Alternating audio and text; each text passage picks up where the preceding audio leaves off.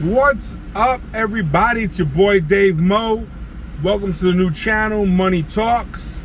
This is a channel dedicated to talking about money, as though you didn't know it. We're going to cover everything from cars to credit to leveraging credit to real estate, you name it. And we're talking about from the ground up. I've looked at a lot of channels, and for me, it's cool as hell to see people that have already done it, but I want to see the struggle. What I notice is a lot of people don't like to talk about the struggle. And the struggle's real, especially for a person like myself and maybe some of you who are your everyday, just regular working people out here trying to make something extra for themselves and for their family. So the channel was really based around cars for a while and will continue to be, because that's the business that I'm in currently. And if you like the content, hit subscribe, man.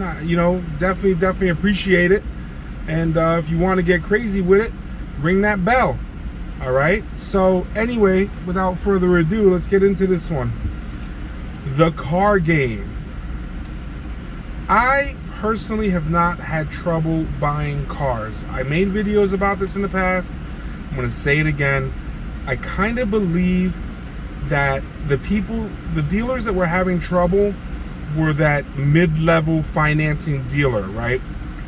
And in my opinion, and this is all just opinion and speculation, none of this is actual factual, right? Because there's just no facts behind this. It's all just people thinking.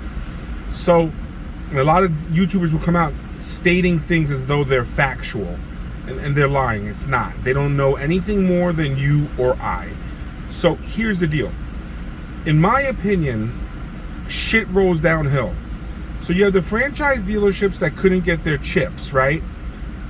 True or not, I don't know. Maybe they could, they didn't want to pay for them. Maybe they were being used for cell phones. I don't know. So they had to stay in business. So now all of a sudden, they have CPO cars, certified pre-owned cars, that they would normally keep for themselves on their lot, okay? Well, they probably opened it up a little bit, right? So they loosened their belt a little bit and said, okay, you know what?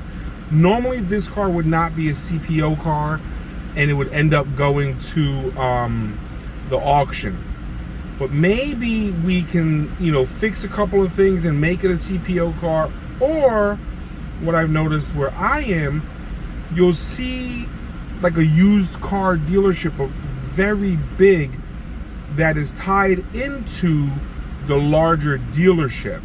So you'll have like this whole parking lot here is the dealership, and then maybe across the street you'll notice the same Crown, right? Like you have Crown GMC, whatever, right? And there was never a Crown used cars. Now all of a sudden there's a Crown used cars across the street. Because at the end of the day, these people still need to make money. So now what happens to the mid-level player?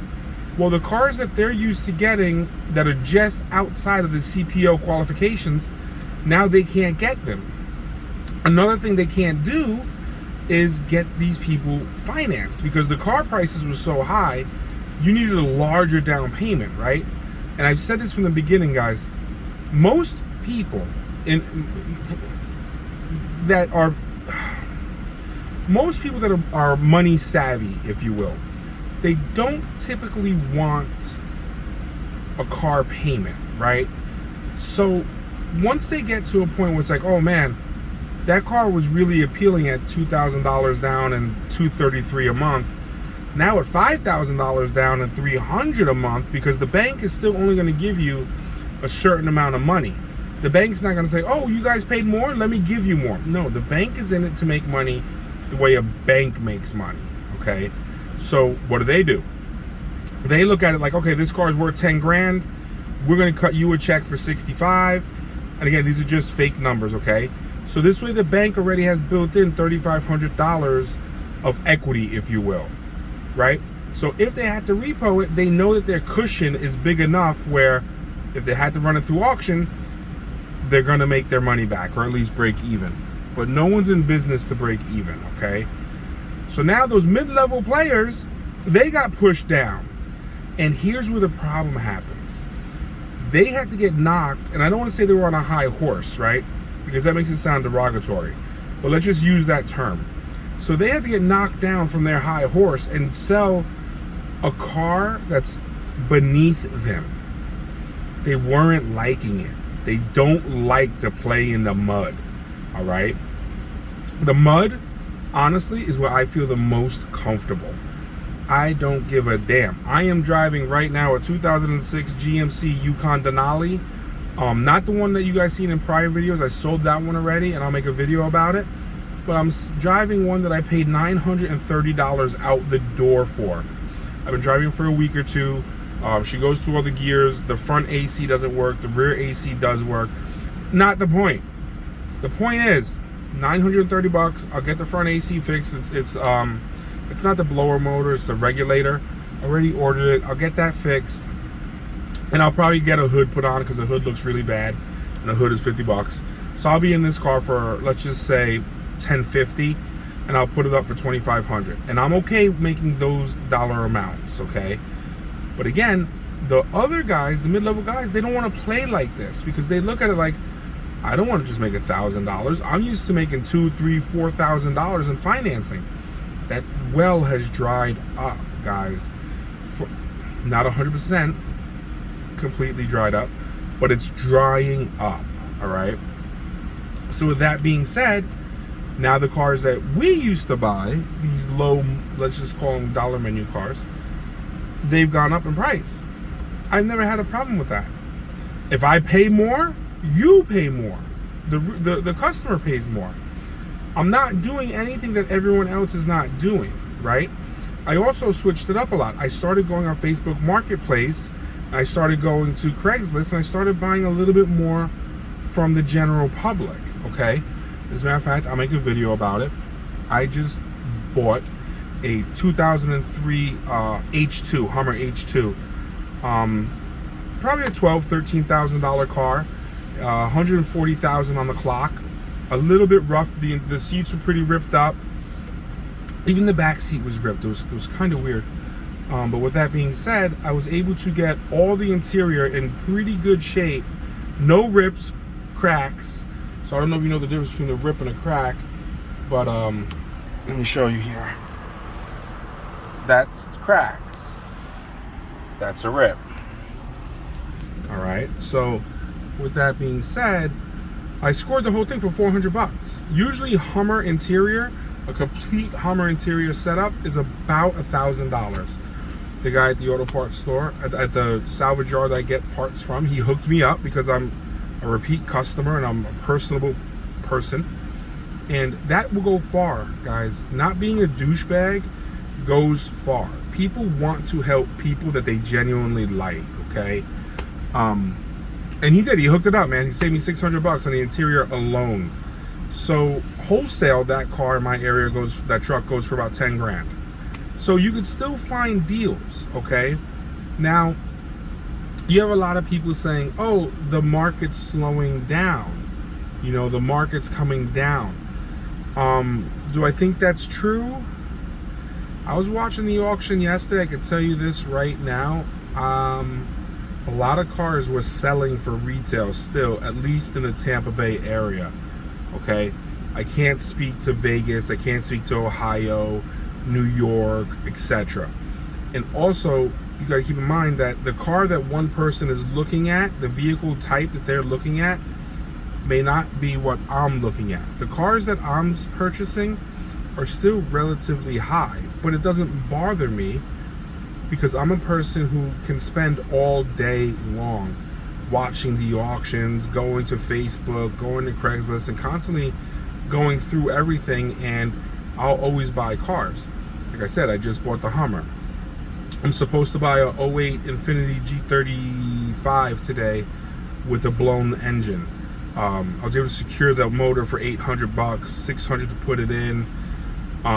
You know, so, well, it's $1,500, but I think I'll get it for $1,000 for the car.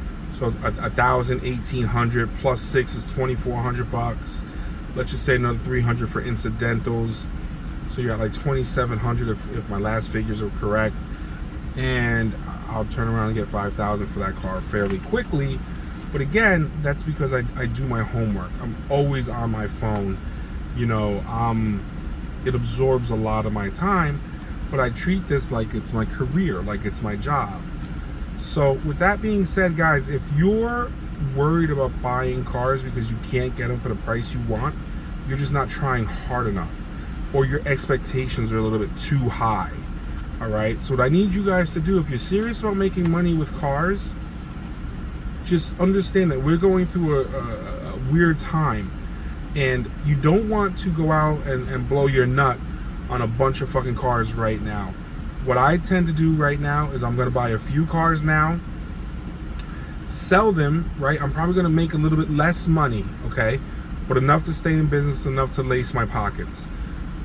Then I'll continue to buy more and I'll replenish. So this way, if, let's just say, it takes a turn, right? And all of a sudden, car prices plummet like the stock, I'm not I'm not in too deep. Also, another thing that I don't do that a lot of dealers do is floor plans. I pay cash for my cars. I don't have a bank asking me for car payments. I don't have a bank telling me I have to sell my cars because I need to close out my loans. I don't have someone taking away all my inventory because they want their money out, because they're scared. All right, so keep that in mind too, guys. Like, if you're just getting started, it's a slow process to do it this way. It's a lot easier just to go out and get credit and go blow it on a bunch of cars, okay? The problem with that is now you're building a business based on credit, as where I built a business based on cash, okay? Both are good. You want to have credit even if you're not utilizing it, okay? But for me, I would rather pay for these types of cheap cars cash, working my way up to, for instance, just to put it in retrospect for you, I spent $6,000 on a Mercedes. I spent $6,000 on my Denali. I spent it's like a fucking, you know what I mean? I work for the devil here. I spent $6,000 on my Hummer. I spent $6,000 on my Expedition. All right, that's $24,000 that is invested in those cars.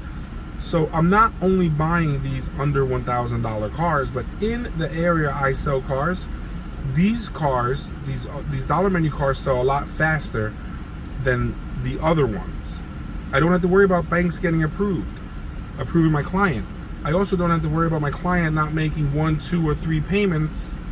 It's under $1,000 car, so I got to keep watching the temperature gauge, just in case. I don't have to worry about my client not making 1, 2, or 3 payments, and then me being responsible for repaying the finance company the check that they cut me, and me having to go and repo my own vehicle, okay?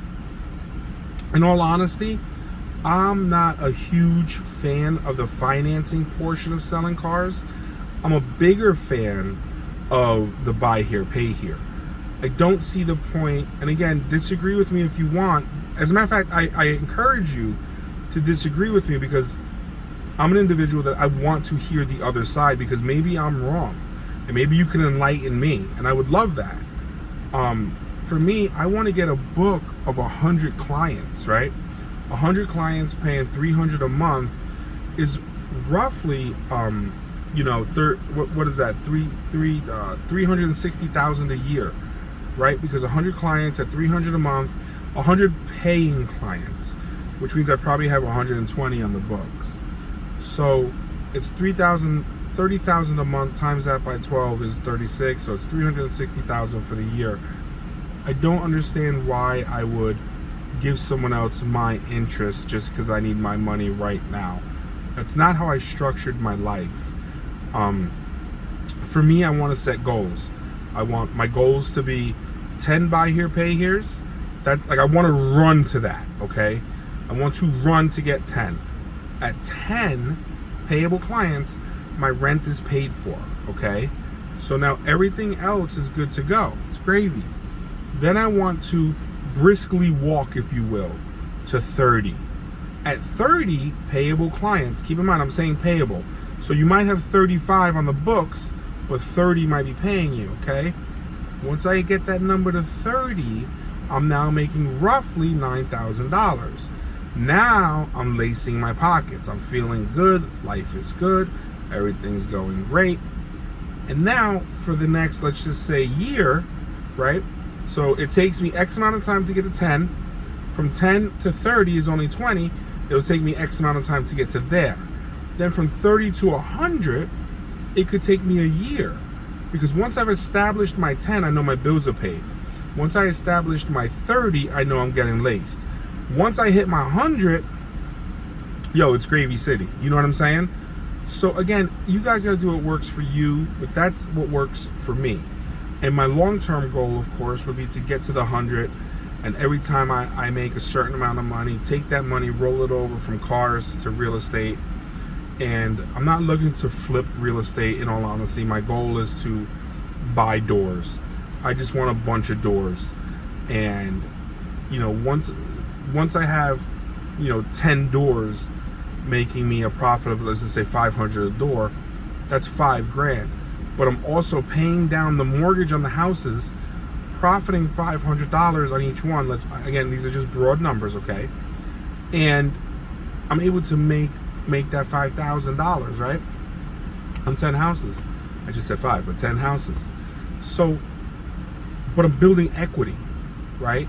So, and we're gonna get into this too. Like one of the next videos is gonna be assets versus liabilities.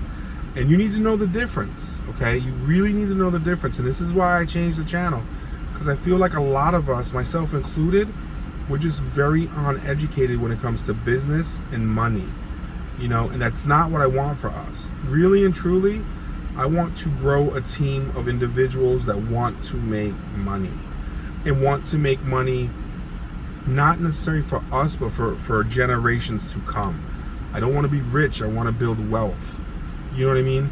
I wanna that you know, that's just what I want. So the moral of the story here, guys, is if you're having a hard time looking for cars, change it up. Get a mechanic. Go to the TRA sale. Go to Copart. Go to IAAI. Look for these cars that are damaged. Type in mechanic specials. Do whatever it is you can. Learn how to negotiate. Once you can negotiate cars, you're golden. And you know, it's funny because I have a video about a SL 500, and someone made a comment that says I was real scummy for that. If I can find so they wrote the comment and then YouTube took the comment down. I never take comments down, but it does send me an email, so I will show you the email. And they subscribed, which I find crazy because it's like, well, if you don't like me, you think I'm a scum fuck, right? Why would you subscribe? But again, I'm grateful that they did, and I hope they can make comments that don't get them flagged and tell me where I fucked up, because I want to learn. If you think that me negotiating down for a car is wrong, maybe you shouldn't be a car dealer, because it's the nature of the beast. Because when I'm sitting on the other side of the table, like last night, I was showing my Dodge Journey, and someone came in and was like, you know, I got the thing listed for $6,000 plus tax, title, registration. Oh, I'll give you $6,000 out the door. Well, tax, title, and registration, you're talking about $1,000. So you're trying to talk me down $1,000, right? So it's okay for them to do it, but it's wrong if I do it. Like, we don't get mad at Walmart for making money. You don't get mad at your employer for making money. I don't get mad at you for making money if you cut my lawn or you build a roof for my house, whatever, right? But we get mad at car dealers because they make money. I don't know if you guys know this, okay? As a car dealer, you're the same as every other business. Ross, Macy's, JCPenney, City Trends, Forever 21. All these companies, they do the same fucking thing that we do. They buy a product, mark it up, and sell it. Okay? That's all they do. That's it. And sometimes you'll get a shirt from one of these places that it doesn't fit right, or a stitch is off, or it got a hole after the first wash. Unfortunately, when you buy cars, they're machines. I'm driving this one all day long, but there's nothing to guarantee that it'll get up and start tomorrow. You know what I mean? Like, that's just the nature of the beast. Like, I can't change that, guys. Anyway, I hope you enjoyed the video. I really do hope you hit that subscribe button. There'll be a lot more videos like this to come. I'm really eager. I'm very excited about the direction this channel's headed. And,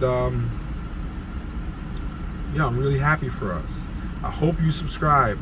I promise you, if you subscribe and you take a little bit from what I say, a little bit from what they say, a little bit from what the other guy says, you put it together and do what works for you, you will be successful. All right, guys, I gotta go. I'm out. You already know how I'm rolling. Anyone got to hook up a monster, let them know it's getting expensive. Guys, I'm out. Thank you so much again. I really appreciate it. I'll talk to you.